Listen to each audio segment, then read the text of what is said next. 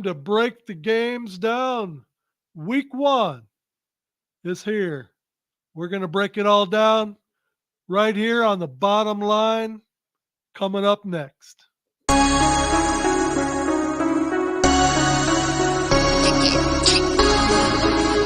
go, go, go!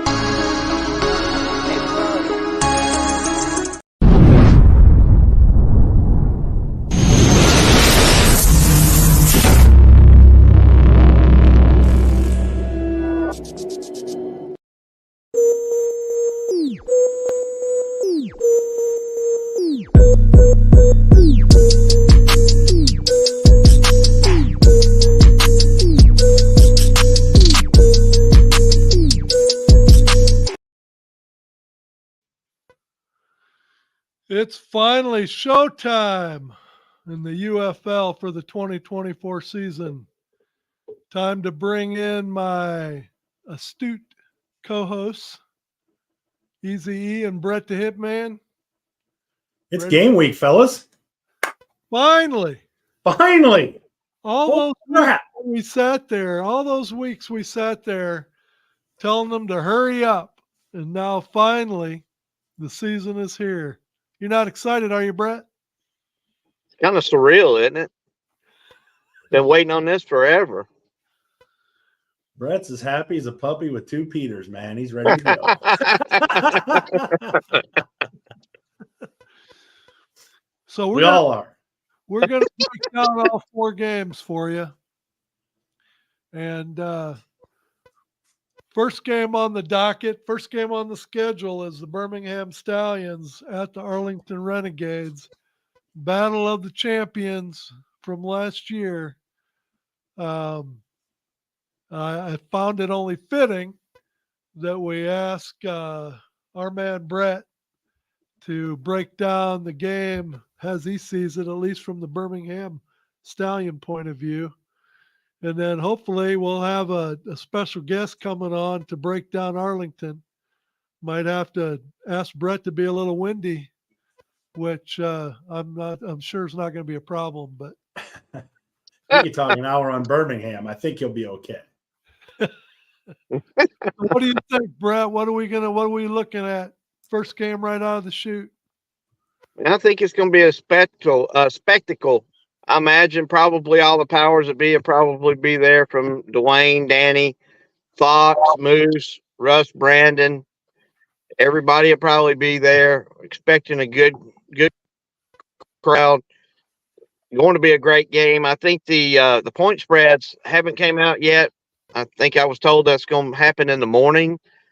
My anticipation is probably about a field goal, 3-4 point spread between both teams. Man, it's been talking about it, thinking about it for months on end, and here you are. So I'm almost speechless, or I am. I'm just happy we're finally going to see football Saturday. Early kickoff. I really anticipate a very good game. Of course, I'm biased, but from what I gather, Corral and Jamar is going to rotate at the starter position. Going to have some packages for both kids. Birmingham pretty much made it through camp healthy. Of course, they made some cuts, like all the teams did. That was kind of unexpected, but like Bob Stoops said, this is kind of like the all-star spring leagues, with this merger putting both leagues together and only having 8 teams. Man, I just expect hard hitting. Defenses will probably have a little bit of advantage the first couple of weeks, but we did have a month-long camp, so we'll see. From what I gather right now from players and coaches in Arlington, they're saying that Birmingham looks like head and shoulders a better team than anyone right now. Now, a lot of teams don't show everything during, those scrimmages. It's very, very vanilla. Arlington has a history of basically their defense should be able to keep them in just about any game. And then, of course, you got Mr. Spring Football himself, Luis Perez, quarterback in Arlington. Again, both teams won their respective championships last year, the USFL and XFL. Uh, man, let's just get this going. We're here. It is finally here. What are we? 4 days, 5 days? I don't know. Let's just fast forward our life till Saturday. Can we do that? Where's Michael J. Fox when you need him? Crank up the DeLorean, the flux capacitor. Where's the DeLorean Let's and where's go. the Doc at? We need Doc. Well, I was at the championship game last year, where Arlington totally shocked the DC Defenders, and I think I'm still shocked a year later. I honestly don't think that Birmingham is going to have many struggles with Arlington. I think I agree with what you talk about as far as their defense goes. I think they definitely got Arlington has the defense that they can keep it close. I don't know.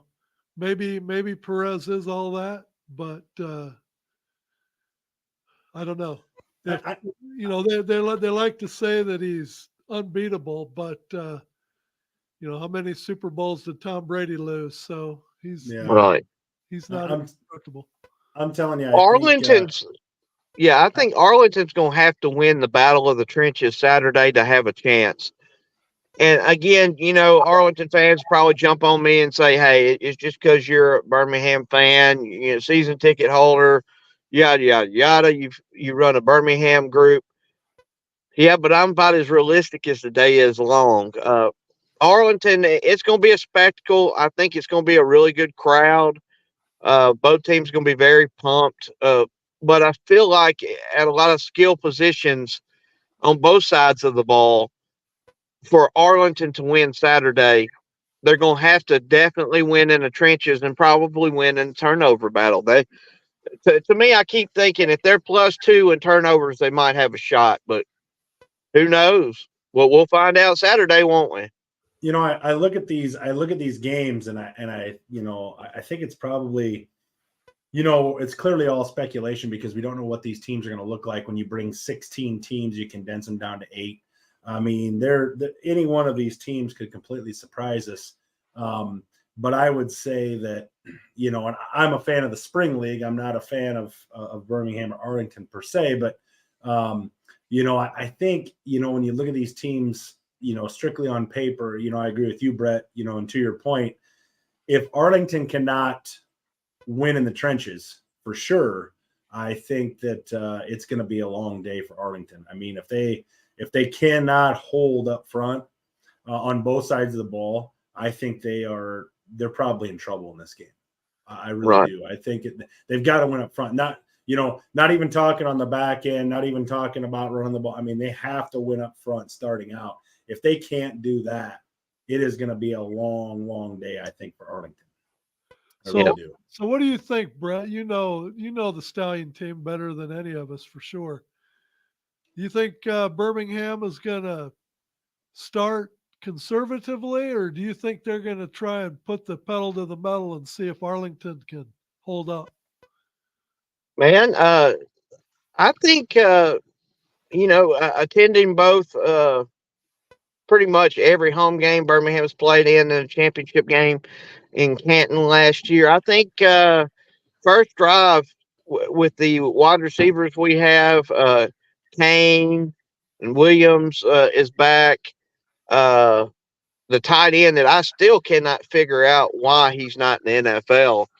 I expect Birmingham to take a shot downfield first, second play of the game and just go vertical and see what we get from there. Skip's known to take a shot, and Arlington's fans are going to need to be in it.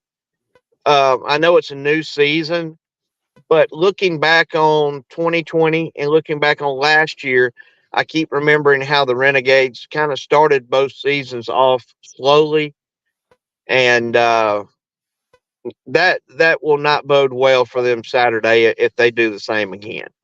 Well, they've got some tough competition right out of the gate. They're at home against Birmingham, and then they turn around and then come to St. Louis on the 6th. So, I mean, if they start out slow, it could be a 1-2 barbecue to start the season. So, like I said, they're going to have to win the trenches in both of those games, I think, to have a chance to win. At least on paper, for sure. Yeah, Arlington's got a very tough schedule to start the season.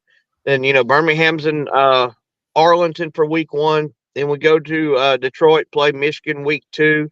Then we've got our home opener against the Showboats. And then the following week, I believe the DC Defenders come to town. And I feel like 3 out of our first 4 games are definitely against playoff competition. So, yeah, both teams have very tough schedules to start the season off with. On that USFL side of the UFL conference, if you want to call it that, I have the Birmingham Memphis game circled. Yeah, that's the first one of 2. That'll be a measuring stick, I think, for both teams to see who's going to come out on top on that side. The USFL on the USFL side of it. So yes, I know Jersey Arlington has a good defense. We did allude to that. And yes, Luis Perez is unbeatable. We get it.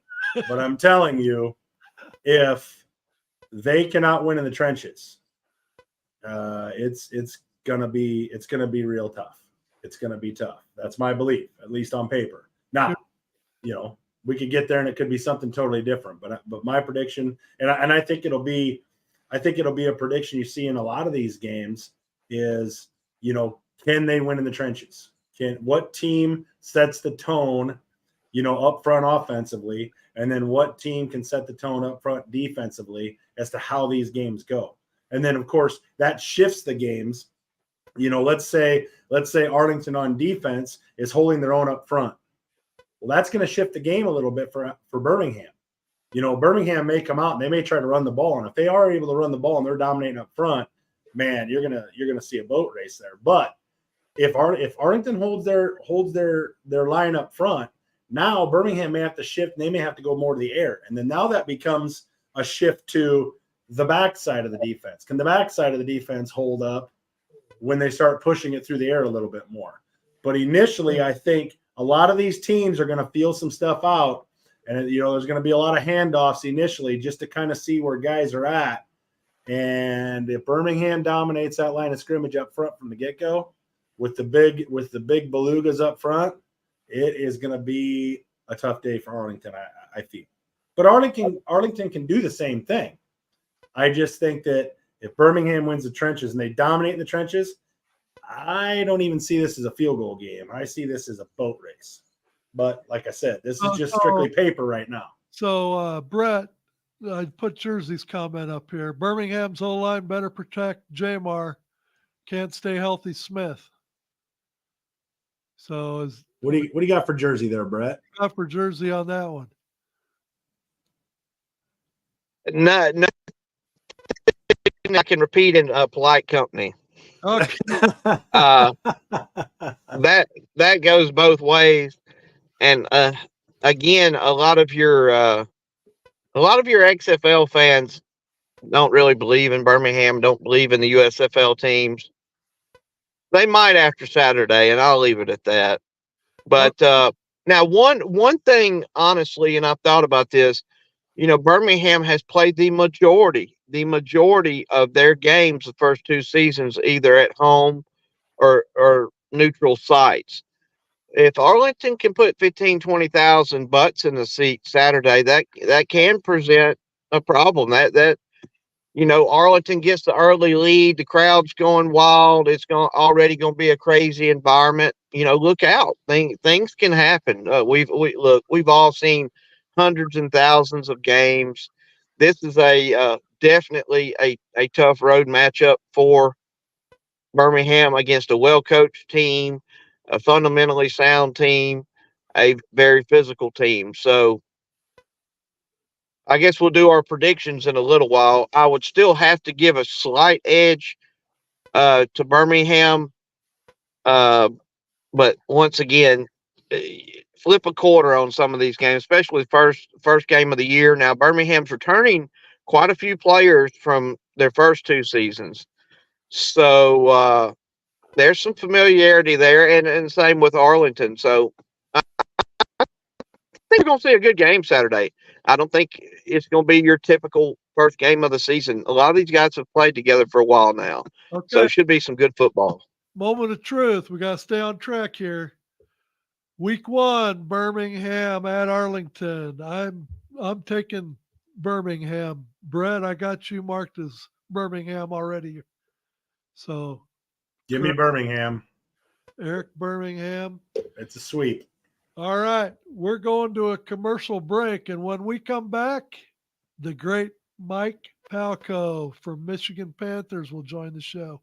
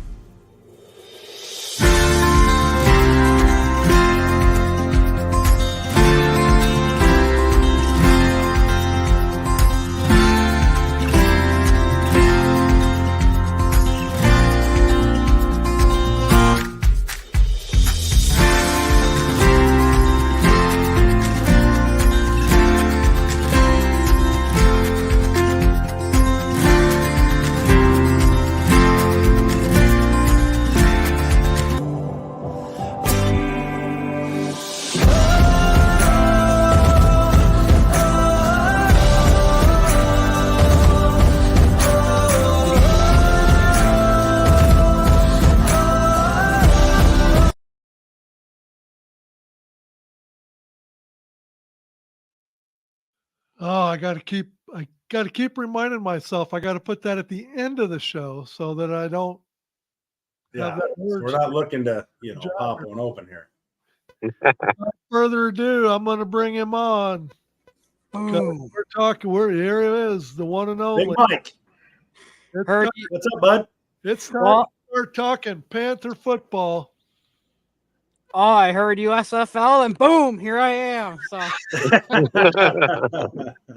hey, I got my conference, right? My conference hat on, Yeah, right? that's the conference. The second game on Saturday. The Oh boy. big first or the second, I guess, of 2 interconference games. It is going to have the St. Louis Battlehawks traveling to Detroit, Michigan, for my first ever trip to Ford Field. Can't wait. We can't wait to have you. So let everybody that's listening know what they can expect from the Michigan Panthers in week 1. Well, I can tell you what, that's one thing they can expect is a good turnout with at Ford Field. I actually spoke with the ticket office today, and they are pretty pleased with what's the turnout, the tickets. The ticket office is busy at Ford Field, so they have a lot going on there. We're going to have a lot of Battlehawks fans, I'm sure, come along and join the fun. But it's going to be a one that what a better way to start off the UFL season with, we have 2 champions, I would say, between, the Stallions and the Renegades. But then the encore, the main course, in my opinion, is probably your 2 of your best fan bases. Now, nothing against, we love our Stallions fans out there, but I think Panthers fans will give them a run for their money as far as fandom in the league. I think the league's gonna be pretty pleased with the turnout, but I think it's gonna be a close contest on all fronts with this game. Everyone's with Birmingham. I'm on the side with picking Birmingham. I think this is gonna be the one that surprises some people. Everyone, they think that the Birmingham or the Battlehawks have this one in the bag, but this will be one of those any given Sunday kind of games. People may not, be sleeping on the Panthers, but I think Panthers win a close one. Mike, there's been a couple questions come across our comment section, and they've been asking about what they think the attendance, or what we think the attendance is going to be for the the incoming USFL teams. you said you talked to somebody in the ticket office, said things are looking good. Were you able to get a hold of any numbers or any type of, guesses as far as what they're thinking is going to be at Ford Field on Saturday? Nothing about attendance, but they are in as far as the league goes, they are in the top tier of revenue generation so far in the UFL. Okay. So can expect a pretty good crowd then on Saturday. Yes, yep. So right now they have the I asked you, I'm one that likes to sit pretty high up. So they have the top 20 rows available on the seating you can see on the Ticketmaster, but they said, if you need to sit up a little higher, which I'm gonna, see how high I could sit up, because I'd like to be able to see everything. I'm gonna explore. I'll sit with some people for a little bit, but then eventually once the game starts, I'm gonna try to kind of linger upwards, and just so I can get so I can scan the entire field and see plays develop. Yeah, I love seeing I love having the bird's eye view. That's a lot better to me. That's my spot. Yeah, I agree. I like the bird's eye view, so I can see the receivers coming open and see where the quarterback is looking. That's always better. Mm-hmm. At least I think anyway. And I think too, it's good for taking pictures of the crowd too. Yeah. So is Michigan named their starting quarterback? I have not seen anything yet. I'm going to assume EJ Perry is going to be the guy, but this could be a whole, who knows what Coach Marcel likes for the offense. I think it's going to be pretty much whoever was able to grasp his air raid offense probably quicker. Now, there's nothing I have read that, no one's named a starter, so we may not see till kickoff. But from what I've seen off of last year, EJ Perry can throw the football, so it's just who can grasp the offense. I think that's who gets the nod. What do you think is going to be their emphasis in week one? Do you think they're going to try and control the clock with more of a running game, or do you think they're going to try and catch the Battlehawks off balance and fill the air with footballs? I see Smash Mouth, right? This is the kind of, might be a little feel out process to start with, because they have invested in Wes Hills, leading rusher in the USFL last season. I think it's going to be a slower pace, just kind of how feel out the Battlehawks a little bit. And as the game goes on, then you might see them try to air it out, speed and space as the game moves forward. Now, I know early on last season, the Battlehawks come out of the chute very, very conservative. And a lot of times it took till the second half of ball games before we really would open things up. But Coach Beck, we had him on once, but I've heard him say a couple times that if they learned anything from last year, especially with the playoff rules, that they need to come out and put the pedal to the metal and put points on the board from the get-go. So I have a suspicion that I think the Battlehawks are going to come out fast and hot and just see if they can get Michigan on their toes. They may need to, because this is a defense that has plucked some players from the Pittsburgh Maulers, so we know how lethal of a team the Maulers were defensively. So you have some players in secondary that have come from the Maulers. That it's gonna be interesting to see how they play against the Battlehawks. I know they have a good wide receiver room, so it's gonna be interesting. I can't wait. I think that's what St. Louis is going to try to do. When we lost Max Borghi, when he decided he was not going to play, you look at our wide receiver room, even with Jay Peasy out for a little while, and that will certainly help Michigan. But the wide receiver room is definitely, I think, the plus on St. Louis. So I think the stress is going to be, can Michigan's up front guys put pressure on AJ enough to try to keep the pressure off the backside of Michigan's defense? I think that's going to be a key on Saturday. If they can't do that, if they can't put the pressure on AJ, I think AJ could have a really good day. I really do. But I think about that too, though. I think I've said all along, ever since I picked up Wayne Gallman, I think he's going to be a weapon.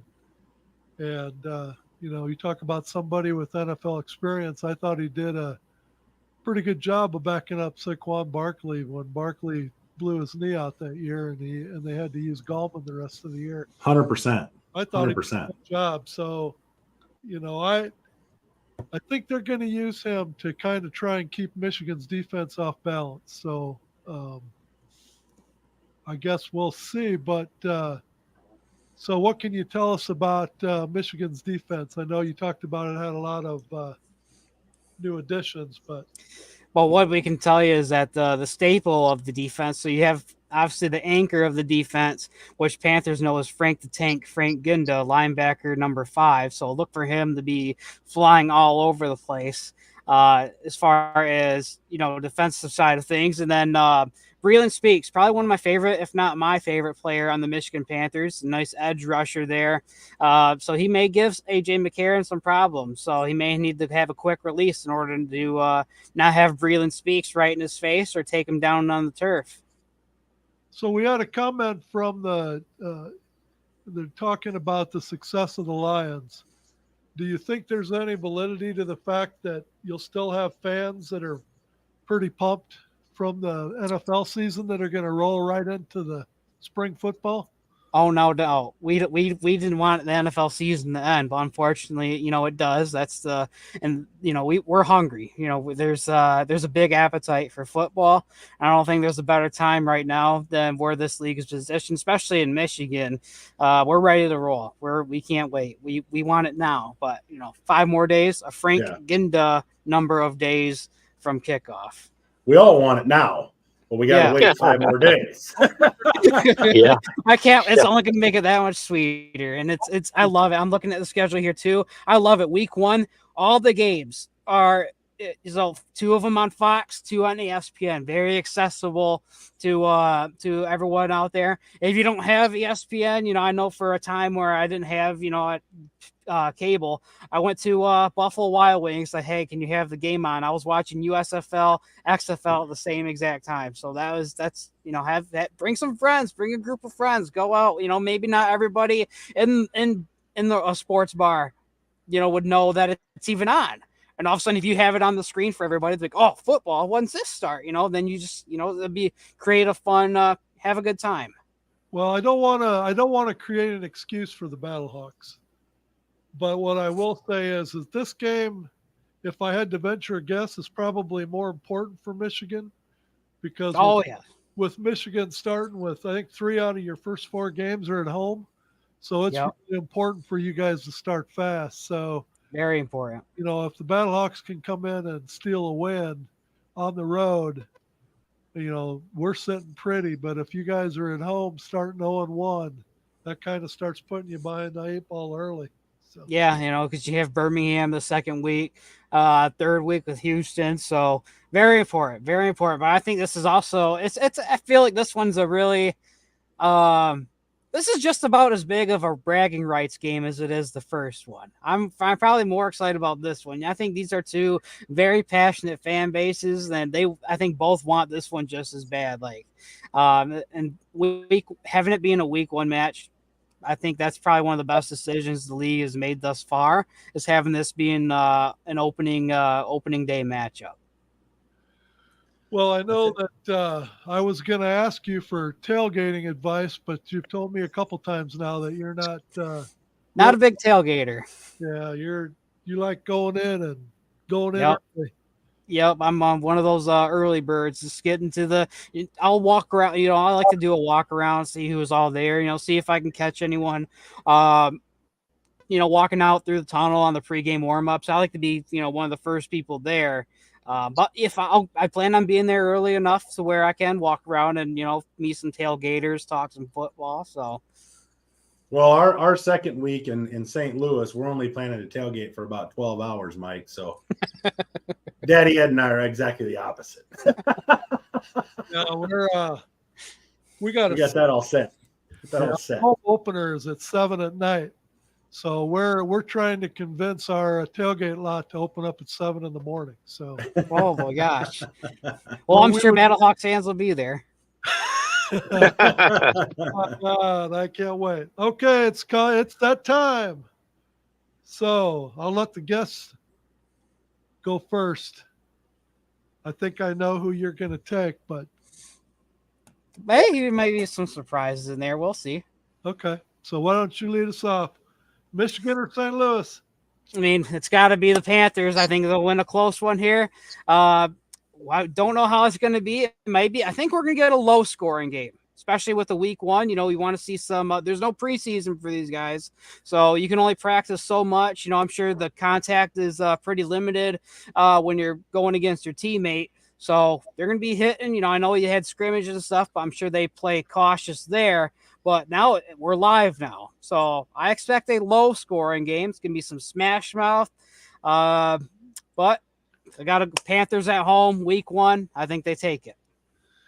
Now I'm going to have to go Battlehawks, and I guess the biggest reason why is that last year they showed that they were a way better road team than they were a home team. For whatever reason, they just were never quite able to get that true home field advantage with the loud crowd that seemed to play their best football on the road. So I just have a feeling Coach Beck is going to have his team ready to go. So I give it to the Battlehawks. What do you think, Eric? I'm gonna go. Definitely, I'm going this way, but I'm thinking more along the lines of Excalibur. I'm thinking more of a 21-17, 24-17 game. First week jitters, first week, figuring some things out. Now, the nice thing about the Battlehawks is they have A.J. McCarron back with Butler and Shepard. Gallman, I think, will figure it out, or one of those backs, they'll work in that way. But that familiarity between McCarron and those receivers, I think, is going to get it done. So give me the Battlehawks 24-17. What do you think, Brett? I think Michigan's defense will definitely keep them in the game. I don't think it'll be as one-sided as a lot of people online are predicting. Between Gidna and Speaks and some of the other guys that Mike had mentioned, Michigan has a really, really strong defense. I just don't think they have enough on the offensive side of the ball. So I would definitely take St. Louis, 20-17. But it should be a tight game. Michigan's defense is going to hold them in there. I just don't see them being able to get enough offense, for the W. Well, Mike, I want to thank you for joining us. You definitely won't be a stranger. In fact, I'm open to having you on every week for our pick segment if you're up. I'm thinking maybe we ought to have him on next Monday after the St. Louis Battlehawks Michigan game. Yeah, so we can talk. It's going to be a long drive home if we lose. That's all. I know that I'm going to have to get some tea and honey because I may not have a voice for after that game. I'm going to be, whenever the Battlehawks offense go on the field, I'm going to help get the crowd, the noise decibels up there. I think it's because one thing I loved about even last year too, it gets loud enough to where they're going to cause some false starts. It'll be pretty loud in the dome. All right. With that said, and one more thing though, when you guys go to Ford Field, you're gonna have a great time. It's gonna be probably one of the better stadiums that you have watched a football game. There's not a bad seat in that place. It is awesome. Take a walk around. Take a look at the lighting is great, top to bottom. You're gonna have a good time. Yeah, I can't wait to meet you too. So I'm sure we'll hook up. So yes, sir. Good luck. Not too much good luck, but when we come back, we are going to break down the DC Defenders and the San Antonio Brahmas. Take care, Mike. Same great taste.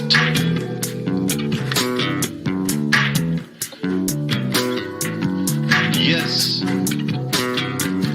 Same great taste.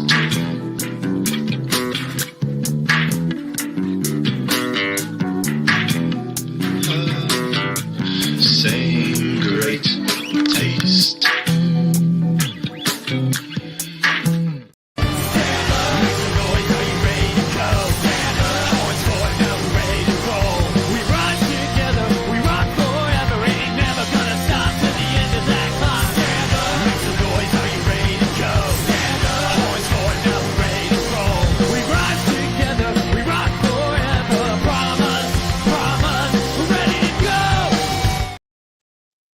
Definitely the segment into the Brahmas game. That's right. You can tell we're going to the Brahmas game.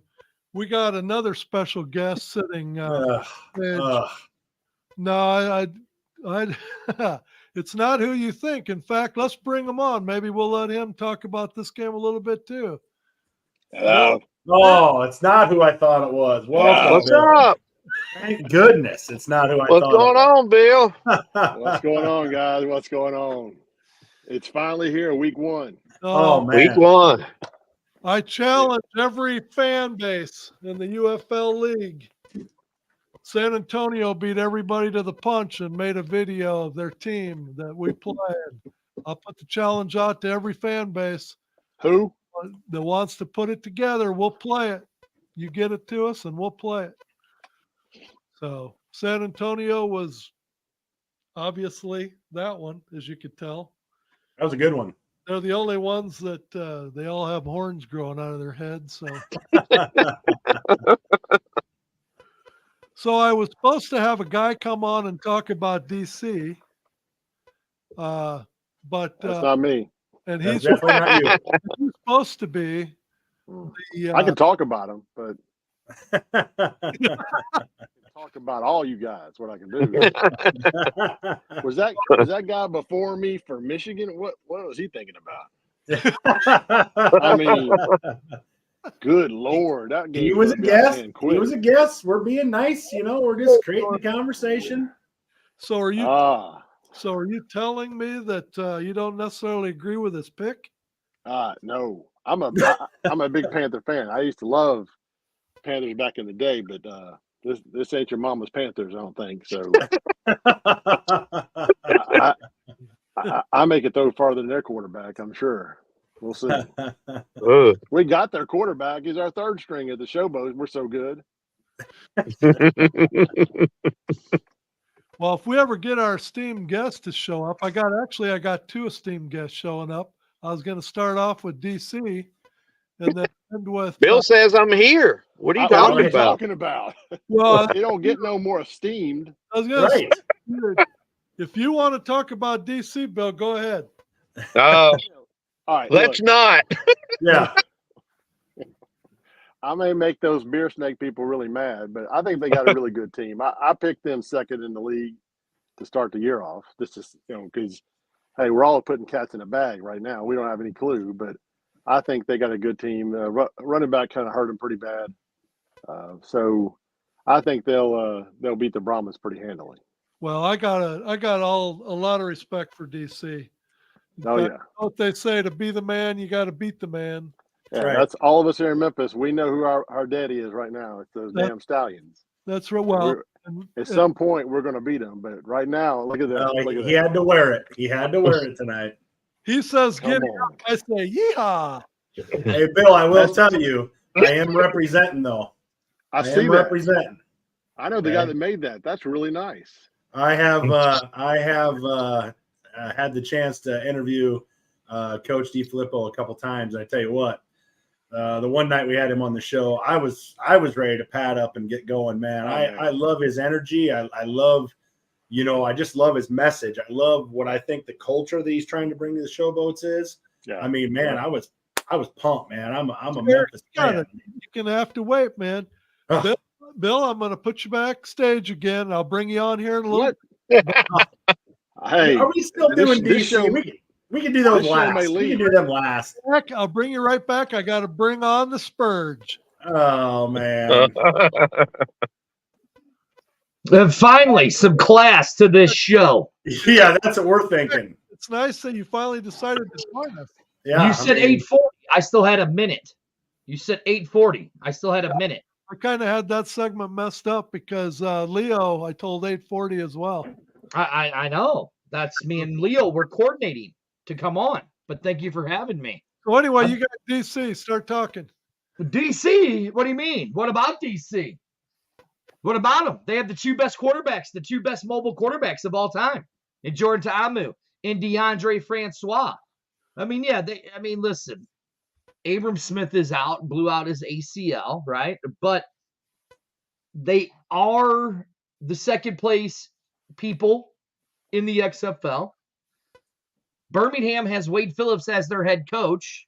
We all know how Wade Phillips is. He's about as bad as Skip Holtz, and that's all there is to it. Even though Birmingham won. Oh, here. Oh, look who it is. It's the Rig Rocker. He's not on my. No. Where's Leo at? Where's Leo's- Leo? All I know is you better hurry up and get finished because Bill seems like the more he hears you talk, the more bent out of shape he's getting. They So, bring Bill in because I listen. I love. Somebody stole my Memphis Showboats flag. Look, I have my Memphis Showboat hats right here. I have my footballs right over there. I'm not talking about Memphis, dude. Come on. We're talking about DC. You're supposed to be our What is there to DC guy. talk about on DC? This is a given game. This is a given game. As much as I hate to say it,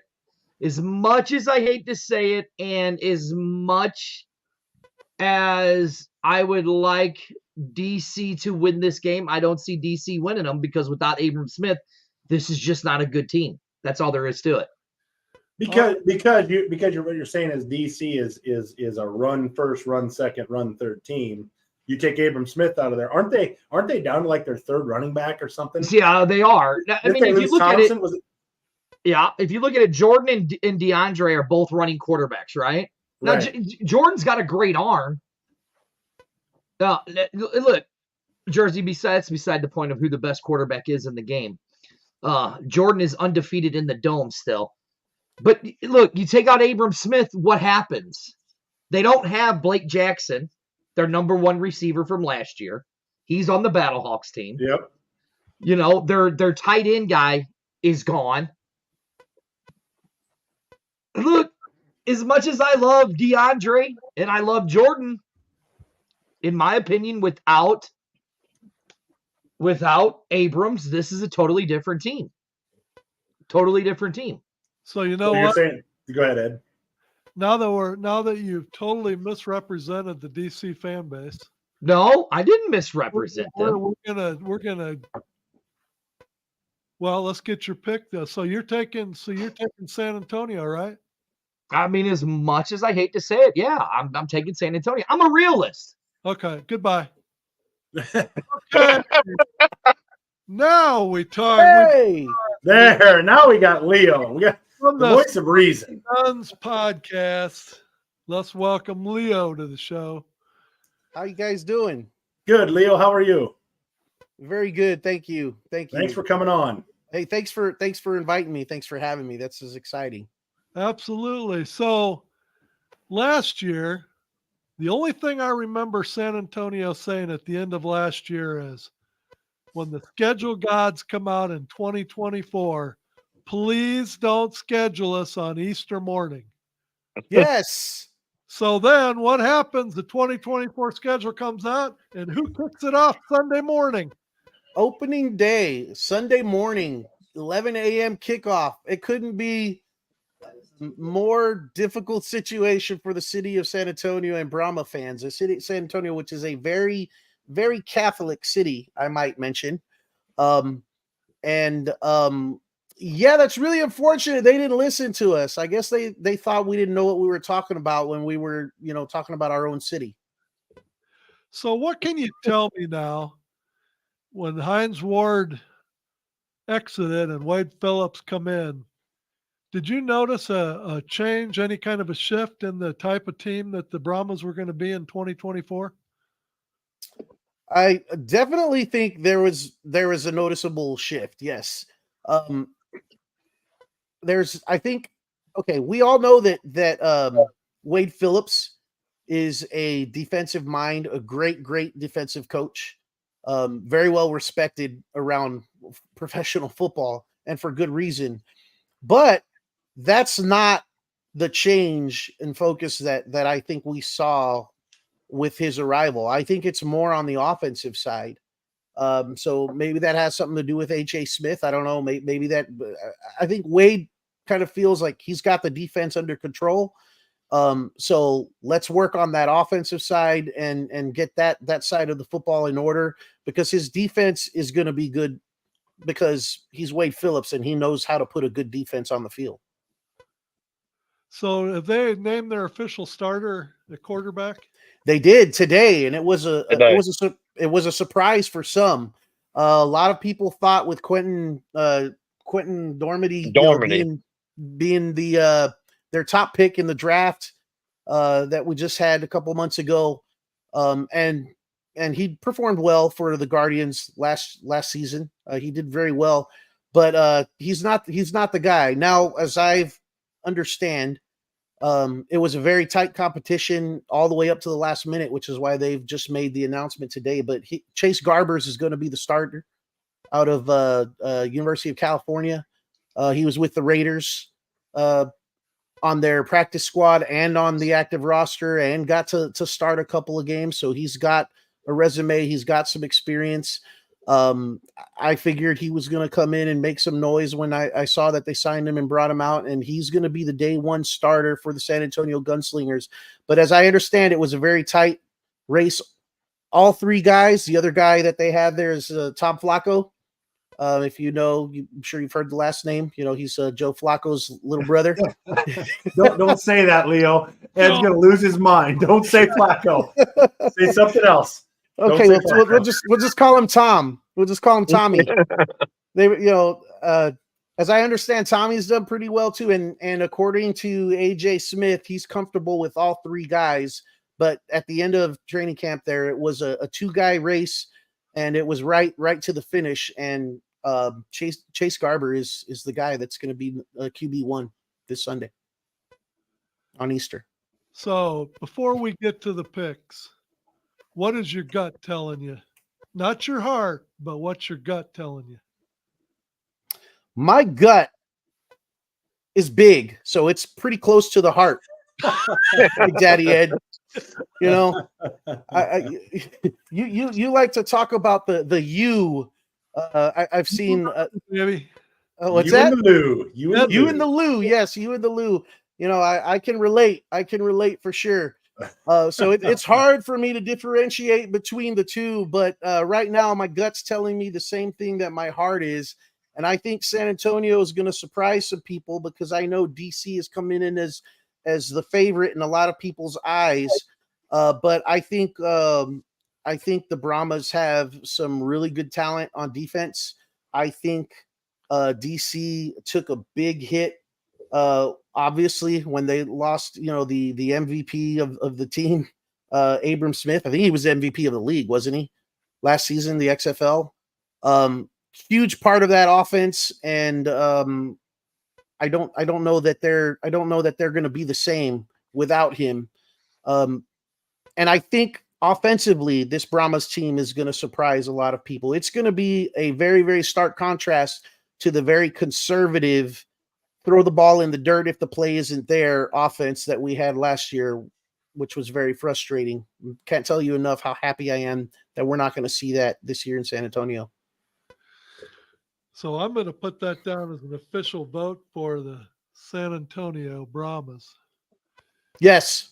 I can't tell you when it comes to my pick, I can't tell you how much respect I've got for DC.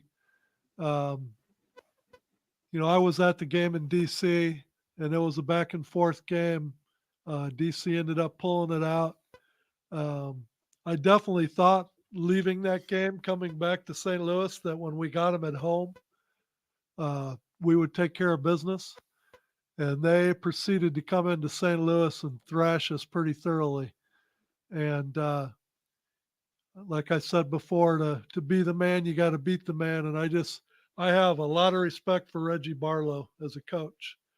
Talk about from beginning of the year to the end of the year, I just thought he had his team at a high level consistently the whole season. So until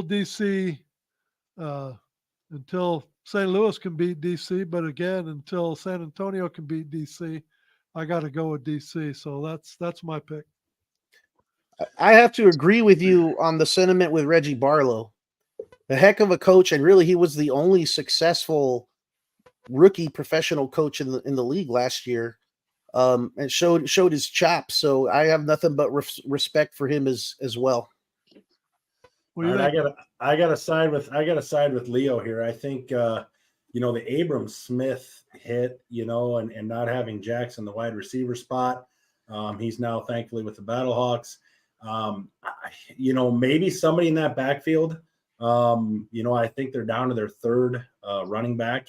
Maybe he ends up being the guy, and DC's able to do what DC, wants to do. I just think the Abram Smith hit hurts really bad, and I do agree with you, Leo, that Wade Phillips is going to have that defense, ready for that run, and I think they're going to try to make them throw the ball, and I'm just not sure they're capable of doing it, at least initially. So I'm going to go with Leo, and I'm going to take San Antonio. Yeah, I'm not worried easy. about the whole beat the man thing. I think San Antonio's got this.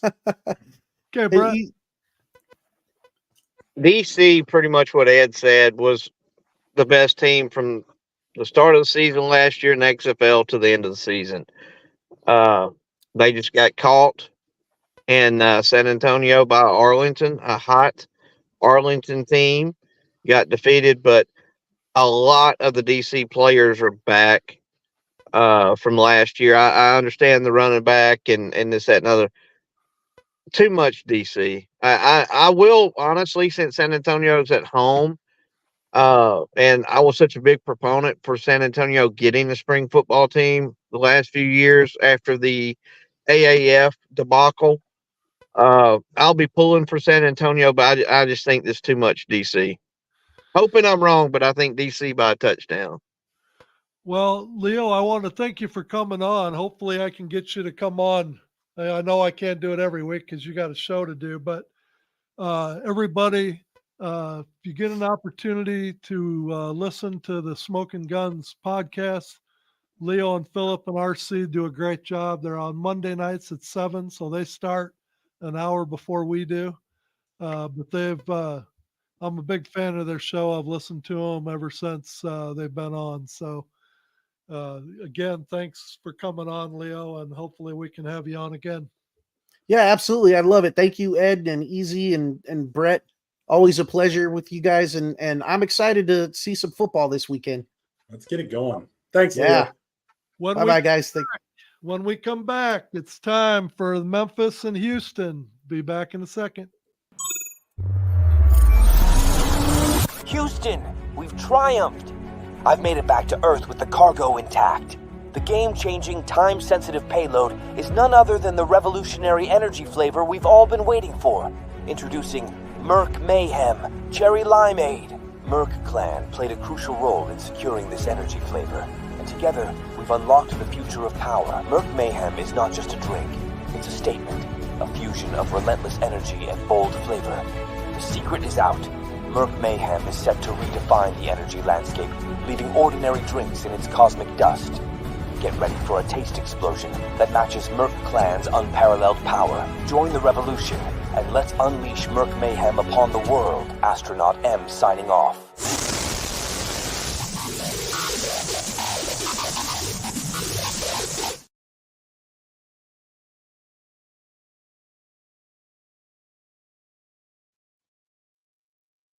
Now let's bring on. Not yet. So over the weekend, I had the opportunity of sitting in on a Coach DiFilippo press conference he had on Saturday, and I had the opportunity to ask him a question. So let's go ahead and play that for you now before we bring on our next two guests. It's made, and now the shift turns to week 1. How does the practice schedule, what's that going to look like heading up to game day? Yeah, well, right now we're bringing the players. I gave them today and tomorrow off, and then Monday we'll come in for an hour practice introduction to Houston. A couple periods of practice. We'll get some special teams in, all versus Houston, and then the players will be off on Tuesday. That's their man. We're mandated to give them a day off. I like to give our guys Tuesday off as much as possible on a normal week because I like to get players in on Monday and win, lose, or draw, put the game to bed. Get the game watched and then off on Tuesday. And then Wednesday we'll come back in, do first, second down. Thursday's third down, short yardage goal line, and then Friday's the red zone. And 2-minute, we'll be ready to roll. Appreciate it, Coach. Good luck. Thank you. So without further ado, we've already had one guest on, but he's coming on for the encore for the game that he cares about. So we'll bring Bill back on. Then Bill's back. Then you can't talk Houston Roughneck without this guy. So let's bring him on. I call him Big Rig, but everybody else calls him the Rig Rocker. Oh boy, the rig rocker. How you doing, my friend? What the hell? How's it going, fellas? How's it going? Get used to this face because you're gonna see him on the TV all season long. Oh yeah. Doing great, That's the guy fellas. that How's be everybody tonight? crying. Is he crying? Crying game one. So let's break this down. We'll have Big Rig take the lid off so he can. There you go. So we've had a lot of time. This Greg don't never cry.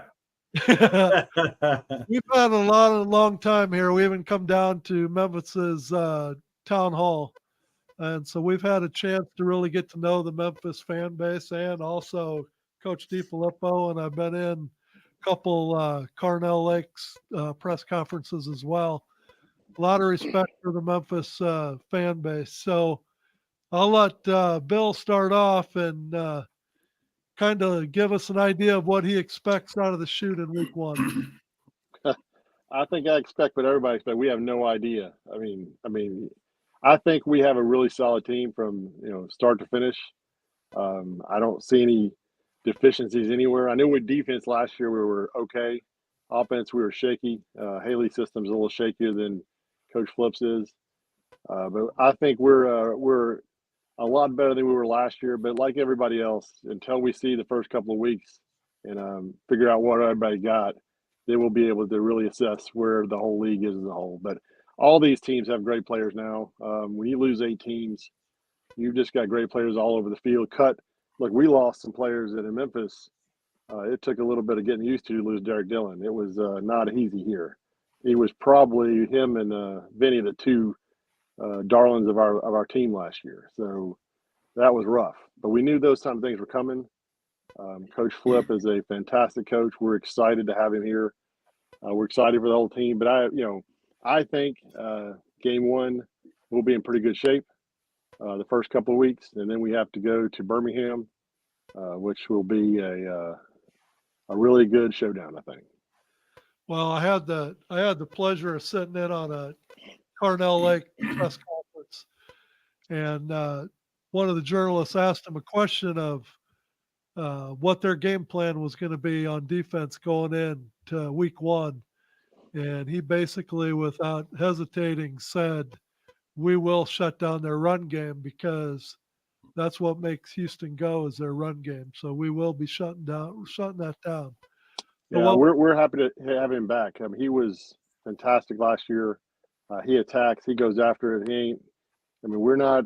We put our ears back, and that's the best thing about our defense is they'll really get after it. So that's great.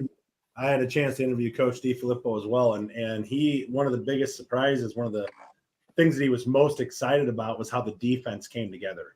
He knew the offense. He had most of his offensive guys, as coaches and things like that. But he was really pleased with the way that the Memphis Showboats defense was coming together in practice and that sort of thing. So yeah, he was pretty excited about it. So I look at the roster and I see Big John Atkins is 320 in the middle. I think there's let's see, where's it at? I just had it pulled up here. Dalen Mack at a D tackle is 340. They got some big dudes sitting in the middle of that defensive line. So they're going to have. You got Greg and McCullough on the outside, and they. Yes, I'm telling you, it is defensively we're probably 70% of where we were last year, but you add Diggs into it. It's some all USFL players to what we already had, and defensively we're stacked as much as we are on offense, and people are just not talking about the defense because it's basically what he had last year with all pro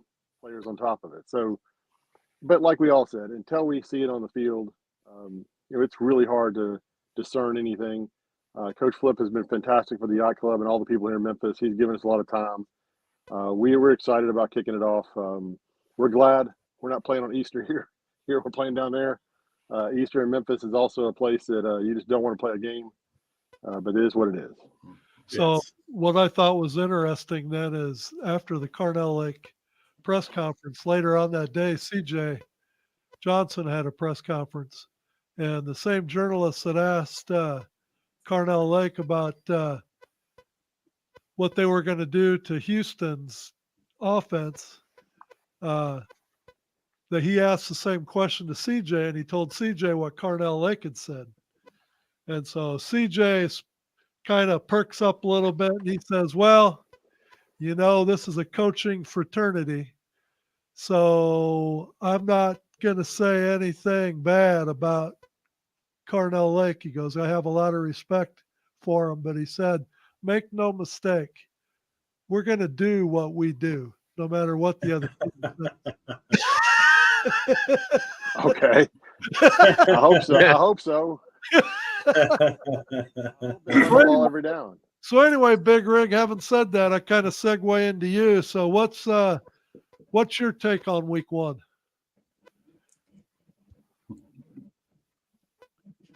I really think it's going to be I think it's going to be a battle.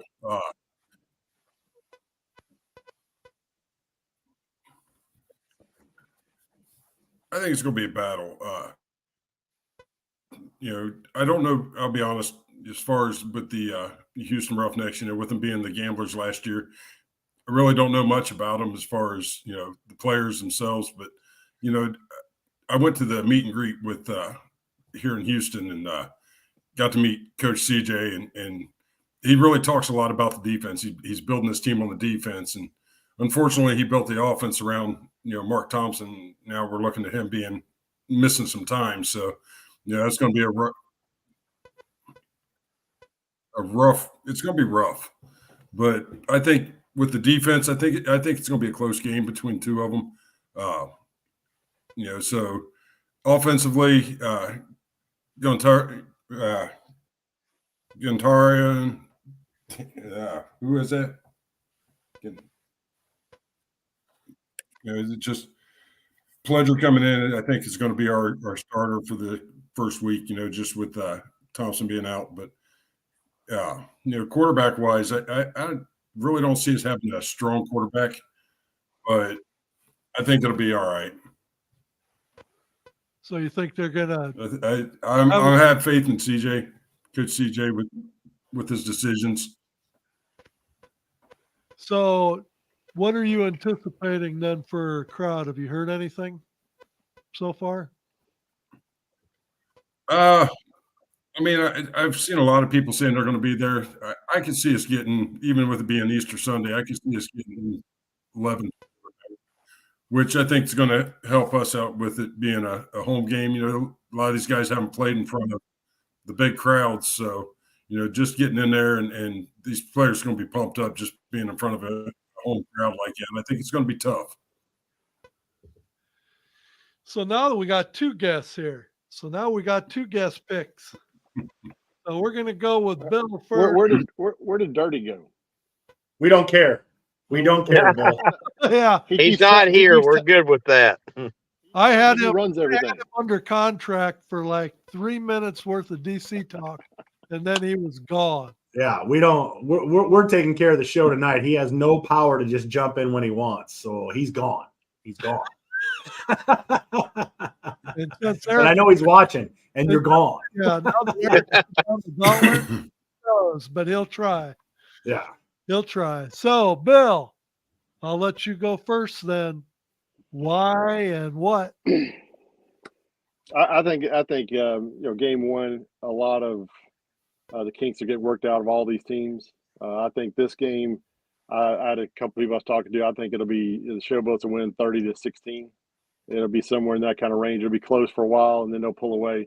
You know, we got a lot of firepower. I don't know. Coach Flip hadn't named the quarterback yet, and I think it's pretty close between 1 and 2. Josh Love is just, you know, catching up because he's behind, but you know, we got 3 really good quarterbacks. We got 3 really good running backs. We got 8 really good receivers. You know, we lost one of our linemen that I thought would start on any other year. But I think it'll be around 30-16, something like that. Showboats will win the first game, and then we'll come home and have the opener next week where we'll destroy the Brahmas. I mean, just come on. It's going to be a bloodbath. Oh, you can't say bloodbath. I'm sorry. Yeah, I can't say that. Hey, I wanted to say I've watched the show. Y'all do a great job. I want to shout out to Brett. Brett's done a lot of work behind the scenes for a lot of us. And we appreciate all he does. We have to do this as a group, and as fans, we have to, for the first couple of years, really be all together. We can punch at each other about this and that, but to make this league successful, we're all going to have to do it together. And it's not I want to win as much as anybody else, but I enjoyed last year way more than we thought we would. And even being 5-5, we had a blast. This is a great product. It's a lot of fun to see in person. I don't know what St. Louis is doing. I guess what do y'all have in the water there? I think St. Louis, the way they treated you guys with the Rams is the reason that you have such a passion for football. That was not a city deal. That was a terrible owner deal. But I appreciate all you guys do. All you guys work hard. Arlington and Dirty even does a good job. But I appreciate all you do. And Ed, I got a package I'm sending you tomorrow. So look forward to Thursday. Awesome. I'll be fine. I'll be flying the fuel flag high. You'll be flying a bunch. You'll be flying a bunch of flags. That's right. Pack of flags. Okay, Big Rig, it's your turn. What do I you don't think it's going to be. I think it's going to be close. I think with the Houston fans, I think they're going to pull it out. I think it's going to be a real close one. But I'm going to say Houston by 4. I think they'll get the crowd behind them and really pull it together. But I don't see it being in the high 20s. I see it low 20s, even into the teens. But I see Houston taking this one by, I would say 4. I just really think the crowd's going to really play into this one. Uh-oh, he's got something for you here.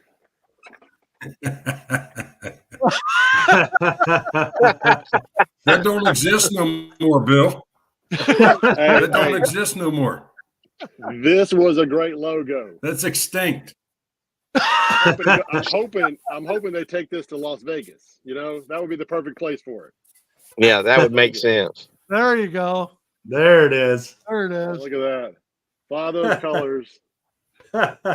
Just I'll don't be cross at every single game this year, bad. Bill. I'll even be coming to Memphis. Well, I'll we even be will have coming to you. Memphis for a game in Memphis. We'll have a big tailgate. We do a big tailgate every week. So you come and drink some beer and sit with us, and we'll have a great time. So come on out. Look, we're under construction, so it's going to be a lot of craziness. You just get with me before you get here. We'll tell you what to do, where to go, and how to do it. Yeah, it'll be me and the Predator couple. We're traveling every game this year. So, awesome. I'm looking forward to coming up there and meeting you. I'm gonna take Memphis. I got mad respect for Coach DeFilippo. Yeah, I thought we were friends. I think he's smart. He's a smart guy. I just think he's the real deal. No, man. don't say that. It has nothing to do with the fact ask Ed about the shirt I got him last year. It doesn't have anything to do with the fact that he coached the Minnesota Vikings a few years back. He's got all the oldies. He's just parading them across. Look at that. Okay, Eric. All right. I'm sorry, Rick, man. I see a Memphis. I honestly, aside from maybe the Birmingham game, this is the one that, again, I agree with Bill. This is like putting all the teams in a wool sock, shaking around, see what we have. I understand that. But I think, just what I see on paper, and again, it's a long way from paper. I think this game to me smells like the biggest spread of the weekend. I could be wrong, but I'm thinking more along the lines of the 30 plus to somewhere around 17, 18. The loss of Thompson really hurt you guys, I know. But I do, like I said, I've interviewed Coach DeFilippo a couple times, and I tell you what, man, I do think Memphis's defense is gonna really give Houston problems on Sunday. So I'm sorry, Rick, but I think this might be the biggest spread of the week. But I hope I'm wrong. I hope it's a lot closer than that. But I think it's probably going to be. Before Brett says anything, let me ask this: with Memphis's offense, how close is it to last year's offense? I think Totally it's different. I think it's better. 180-degree difference. I think it's better.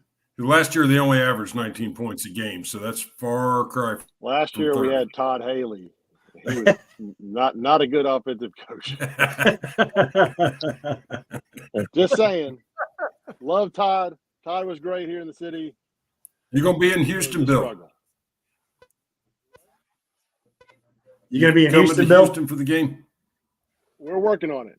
We have some family issues going on here. I lost an aunt the other day, so we're having some things we got to get care of here. I'm supposed to be in Dallas and Houston, but we're working on that right now. I'm sorry to hear that. That's family comes first, before anything else. So we're working on all that Absolutely. right now. I was late getting home today to get over here to do this, but we're working. If I you love do, Houston. please All my hit family's me from up. Houston and Orange and Port Arthur. They're all down there. That's where she lives. So we love coming to Houston, and that's my second favorite city. I was an Oiler fan from the time I was growing up.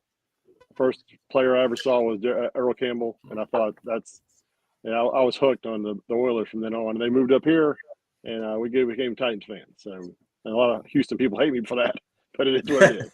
It is what it is. Okay, Brett. Well, if you Brett. make Houston, look me up. I will, for sure. Man, Memphis is definitely a potential championship team on both sides of the ball.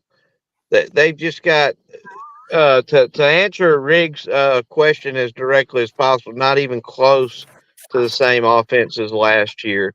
Memphis is the real deal. Can Houston win at home on Easter Sunday? Absolutely, but I wouldn't count on it, and I wouldn't bet on it. Memphis by 2 touchdowns. Well, I want to thank both of you for coming on. It won't be your last time, I know. Bill, don't forget to when Memphis comes to St. Louis in week 4, don't forget to hook up with us. We'll be looking for you at the tailgate, that's for sure. We'll do it. Drink some beer, and we'll have a good time. I'll have to fight. Look at that. Look at it. What is that? What is that? The way it sounds, there's going to be a bunch of tugboats or cruise ships or something coming up. Remember this face, Bill. Remember this face. It is scary, so for sure. So thanks again for coming on, guys. This is going to end the segment for the Fuel Sports Network. When we come back from commercial, we will be on just our Facebook page. So any of you watching on Fuel, if you want to continue to listen to the show, jump over to Facebook. We'll see you again after this short break. Thanks, fellas.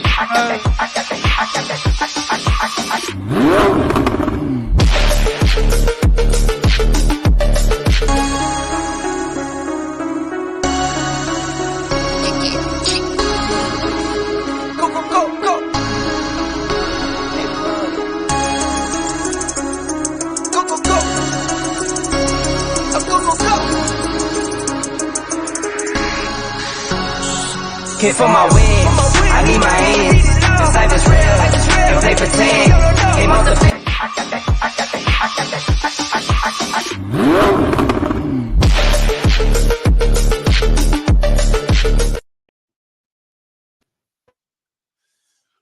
Boy, I tell you what, Eric, this TV network thing really plays havoc with schedules because I could have talked to those guys forever. Oh, keeping it to a 15-minute segment's really tough, man.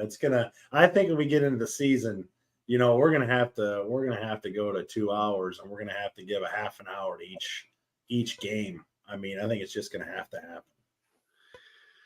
Yeah, and when you're the number one viewed show, you kind of get priority, right?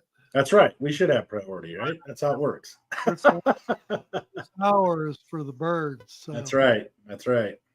So I got to go back to one game because I don't think I wrote down your prediction. The DC San Antonio game. Who did San Antonio? I went with Leo.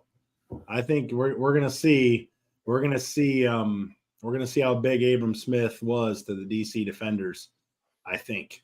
I mean, again, as I've said this a couple times, it's like putting all the teams in a wool sock, shaking them up, and see what we got. But I think Abram Smith's going to be a bigger hit than maybe they're anticipating. So, we'll see. But it could be DC by 14. But I think that's a big hit for a team that wants to run. So somebody's going to have to pick up the rock and take it from there. So we'll see if it happens. And I agree, Jersey, paper don't play on the field. But I'm telling you, when you look at some of these games, Memphis, against Houston, for example, Memphis, to me, Memphis just looks a lot better on paper. I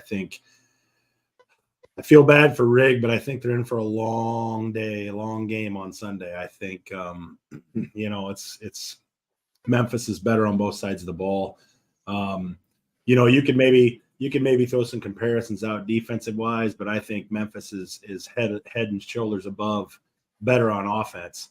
And I think that's where it's going to show up on Sunday. So, I mean, we're all UFL fans, but if we're going to sit here and pick games, we got to pick games based on how we're seeing it. So somebody's going to have you happy and somebody's not going to be happy. So I guess that's what we got to go with. We've had a lot of access to the Memphis team.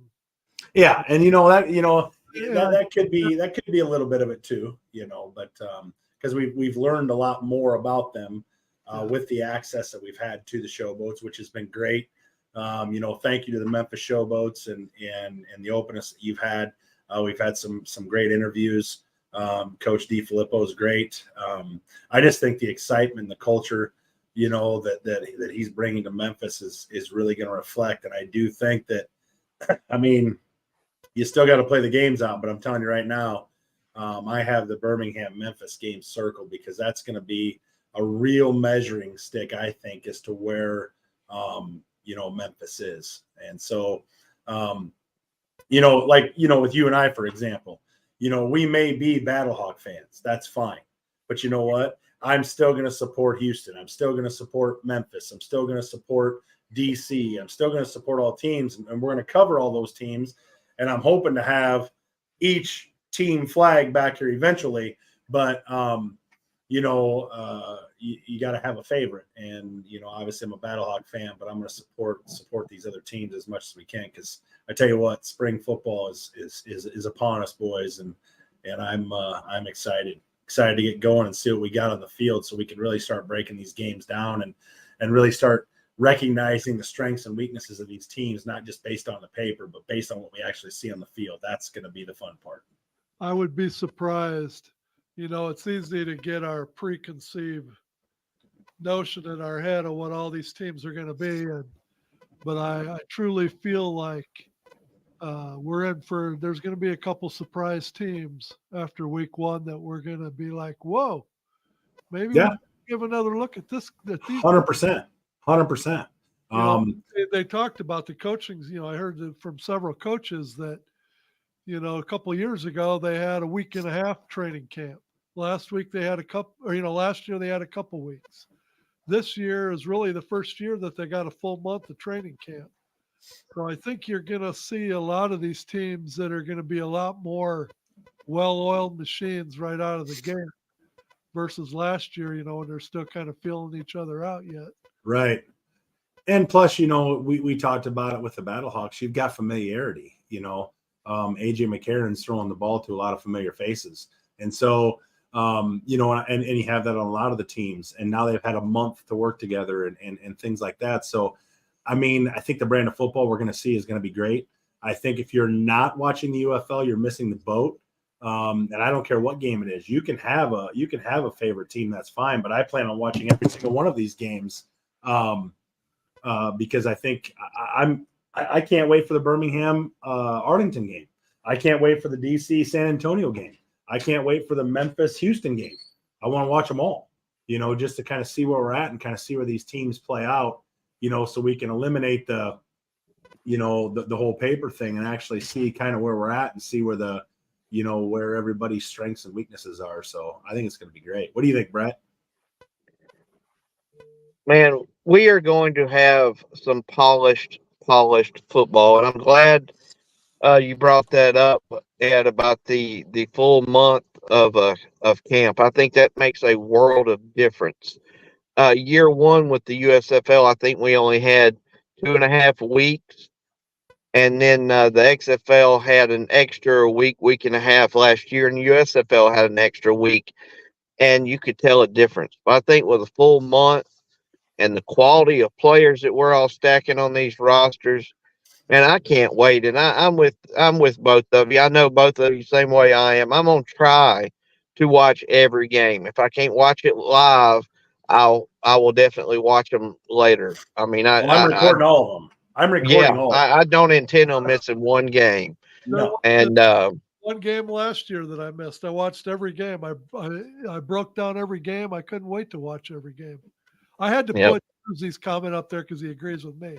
Otherwise, Of course, you're producing, so you can put that. There wasn't much value to it other than the fact that he agreed with me. So that was the big thing. And earlier on, now that we've gone through the games and we've there was a comment with 5 questions. Yep, I'll put that back up. Can you put that back up just so we can kind of run through those? We weren't intentionally passing by it. I think it was Mike. Yeah, Mike Tackett or whatever. Yes, we weren't intentionally. Yeah, I saw that as well. I wanted to address a couple of those. I knew that was going to be a lot more time than we had. Yes. So here it is right here. But I do. I mean, I'll take the. I'll go. Why don't you talk about the attendance, Brett? What you think it's going to be coming from the USFL side? Well, I talked to some people in the know today because I got a couple phone calls and a couple of messages in regards to that subject. And guys, I want to mention I don't want anybody to panic this weekend, but I've watched or been to every Stallions game in Birmingham. I'd say 16, 17 games the first 2 years. And by far, and I mentioned this to Ed earlier, the worst attended game by far, and it was not even close, was I want to say year one when we had a 11, 12 o'clock Easter Sunday game. There couldn't have been 3,000, 3,500 people in the stands. You're going to see some lighter attended games in this first weekend than what you would anticipate, especially on Sunday. But I have talked to people that know what they're talking about, and they're very happy with ticket sales. And Birmingham, Memphis, and they do anticipate the USFL, and they're already showing signs that the USFL is selling a lot more tickets, a week and 2 weeks, in Birmingham's case, 3 weeks from opening weekend compared to what they were last season. St. Louis is doing their thing. I do think there might be a little issue, and I was told there might be a little issue with the first week or two in Houston. They're in a new stadium. A few months ago, they thought that their brand and their name had been moved and changed, and they were going to become the Gamblers. That plays a part. The fact that you're in a new stadium and your first game is on Easter Sunday. So, I've already saw some negativity online about that. And from the league reps I've spoken to, we're in really good shape moving forward, for the rest of the season, but it might not be what we want week one, especially on Sunday. But other than that, I'm hearing some really good things about the attendance, and we can move on to something else on Mike's questions. Yeah, I'll look at that second one. We've got a lot of things, especially brewing, for opening weekend. I don't know, it would have been nice for them to either move it up, a week to kind of get it started and things like that. Obviously, March Madness is going to take some people away. We know that in these opening weekends, with Easter Sunday and things like that. I would say, just pump the brakes a little bit. Let's not push the panic button if we see some of these attendances, not being all that good. If they come out with some of the TV ratings and they're not all that good initially, because this is, if you want to look at the season, more as a marathon instead of a sprint, these first couple weeks, with basketball and things like that are going to put a strain on it. So, just relax a little bit. Don't panic. Don't lose your minds. Let's just kind of see how this marathon plays out rather than just this, first weekend sprint that we're going to see here up against March Madness and some other things. And I guess I can take question 3. Will we really see a raise in competition with fewer teams?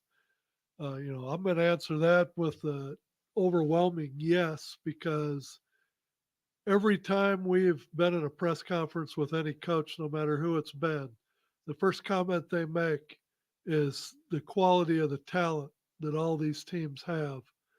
And even some of the players we've had a chance to talk to, their first comment is all about the level of the talent in the league. I think without question that you're going to see better football. I don't even think that's in question. So let's see. What do we got for question 4? Will Fox and ESPN promote the UFL more than what they have so far as it progresses? I don't know, I guess, what level of promotion Mike's talking about here. I would say, I watch Fox Sports 1, pretty much all morning long and most of the afternoon. It's on my TV, and I see UFL commercials constantly as far as promoting and things. And I've heard that I think, is it ESPN or Fox? One of them is kind of has a show developing or in development that is going to follow or cover the UFL. ESPN. Sunday nights. I thought I read that somewhere that when all the games were over with, that they were going to have a kind of a follow-up show to kind of break the games out and stuff. So, I mean, I don't know, other than commercials that I see running consistently on FS, on Fox and FS1. I mean, I think they've done an adequate job. Hey, I'm constantly, I wanted to jump on that with you, Eric, and piggyback on that, because someone else made a comment in my group a few days ago, and then someone called me about it. And I said, fellas, I don't know what you're talking about. Now, I'm constantly on ESPN, like you, Fox Sports, Fox News, and I'm going to tell you, if I've seen a UFL commercial once, I've seen 200. I've seen a ton of UFL commercials on those channels that I'm typically on. So I don't know the people that are saying they're not seeing that. I don't know what channels they watch, because I've seen a ton. Yeah, I agree. I just think that it's out there more. I mean, I don't know, maybe you're just not watching the same channels I do, but I see it every day. So I think they're doing a pretty good job that way. And then, can spring football work? I truly believe this is our final chance we'll have with spring football, sink or swim. I guess what I would say to that is this is, the third year in a row for a redo. And I will say that we probably are in the best position we've been to date so far with this year. And I truly believe that this year is gonna be a home run. I think that all the naysayers, I can hear them already after week 1. They're going to talk about attendance, even though you got March Madness and even though you got Easter and everything involved. They're going to want to pounce on attendance. It's going to all be about attendance. So I think once we get clear of March Madness and we get the Easter holiday behind us and all that stuff, I think you're really looking at this league taking off. Look no farther than DC last year. They struggled out of the chute with attendance. Right. But then they gained momentum as the year went on, and by the end of the year, they had a sellout. So, for everybody to pounce on the first week or two, I think you're going to be mistaken. And, Right. And I think true football fans are gonna see that this is truly, the quality is there. So Absolutely. And again, let me go ahead. I'm sorry. Well, I'm just saying, how I got involved in spring football, definitely was because of my uncle and my cousin. We obviously don't root for the same NFL team, And B, living in St. Louis, they're stuck with the Cardinals, which, makes me want to vomit. But because being a Cubs fan, I mean, I wish I had the picture to bring up. I wore my Cubs gear to Amanda's wedding. So, what the Battlehawks gave us was something in common. And I look on the Battlehawks and I see, Willie Harvey and Hakeem Butler and Mike Rose, all Iowa State grads, and I was an Iowa State grad. I mean, there's a reason. You can find reasons to hook to one of these teams, whether it be location or, again, schools you graduated from, whatever players you get to watch that aren't in the NFL, but, you get to watch them play in the UFL. I mean, there's all sorts of reasons, and just your love of football. Heck, you don't even have to be a Showboat fan or a Birmingham Stallions fan or whatever. Just enjoy the game of football. And I think the product that you're going to see on the field this year is going to be heads above what you saw last year. And I think if they learn some things from the past, you're going to see a different product. You're going to see spring football take off.